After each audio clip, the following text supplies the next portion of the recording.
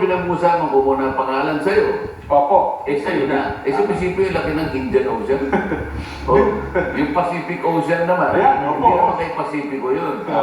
Pacific lang ang pangalan. Sapagkat kalmado yung dagat, yung ocean.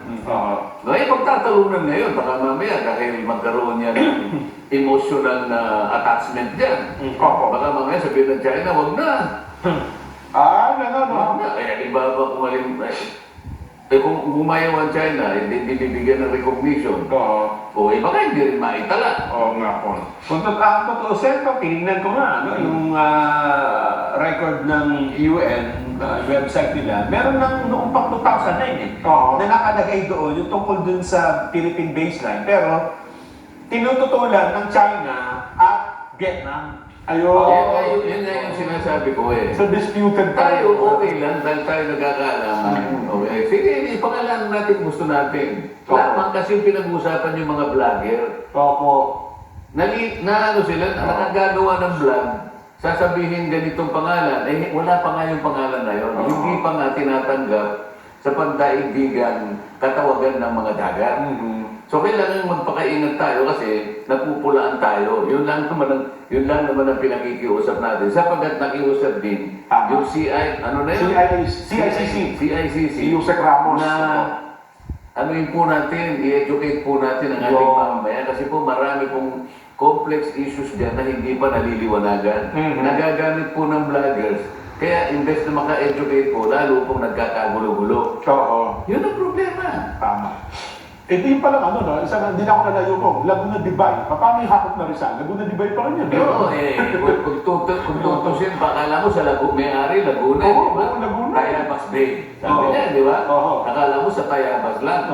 Hindi ganun. Pangalan lang talaga yun eh. Pero sa pandaigdigang patalaan, nandun yung Tayabas Bay. Nandun yung Laguna Dibay. Di ba? Nandun ang Lingayen Gold. Manila Dibay, sakit doon ng Bulacan, Cavite. Kaya di ba? Hindi ko malaman kung nagiging emotional sila. Si Kong dati anti-China. Alam mo, nagiging kamangmangan eh. Naawa, hindi ako nagagalit sa kanila. Naawa pa nga ako pagka ganito yung ginagawa nila. Lalo na yung Pomodoro na yan. Na nagpasimuno ng lahat ng ito. Tataka nga ako. Pala gusto lang yung ma-promote. Alam niyo po, nagtataka rin ako kasi di ba, nabasa natin, Nelson, pati si dating Gayong Secretary, Rafi Aluna, nakasang-ayon pa sa kanya. Kasi pinagbatayan niya, yung statement niya, statement ni Katera. Kita mo ba, akala ko yung alunan na yun. Ay, matalino yun pa, di ba dapat? Akala ko, gano'ng matalino yun. Nakita mo, kamangmangan din pala yun. Parang pumalig pa sa doon sa ibig sabihin ni... Yun ang hindi maganda. Yun ang hindi maganda. Isip-isipin mo, inaakala natin na mamamagitan sa katuwiran. Akala natin, nalalaman niya. Isa rin pa palang hindi nakakaintindi. At yung abogado kong naiimbitahan nyo doon sa Kamara, yun din ang ginamit na batikos laban sa inyo. At yung, alam nyo na, kung sino man yung abogado na yun, nagtuturo doon sa isang prominenteng eskwelahan.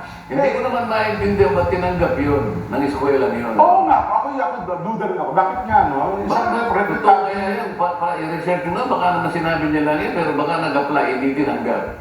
Ewan ko lang, kasi sa yung ganun na...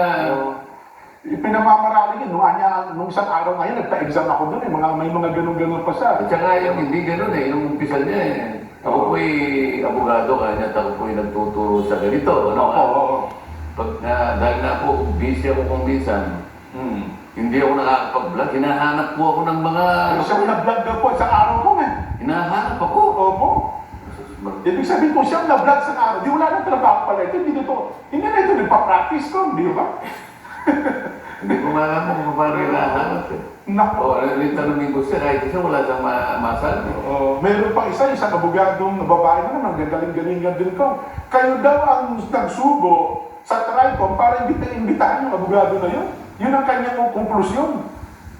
Bakit? Kasi hindi na ako membro doon. Yun na nga po. Sabi ko, paano siya makapagbibigay? Yun nga ang gusto niya, hindi tinanggap Yun pa kayo mag-submit ng pangalan para kung sino imbitahan.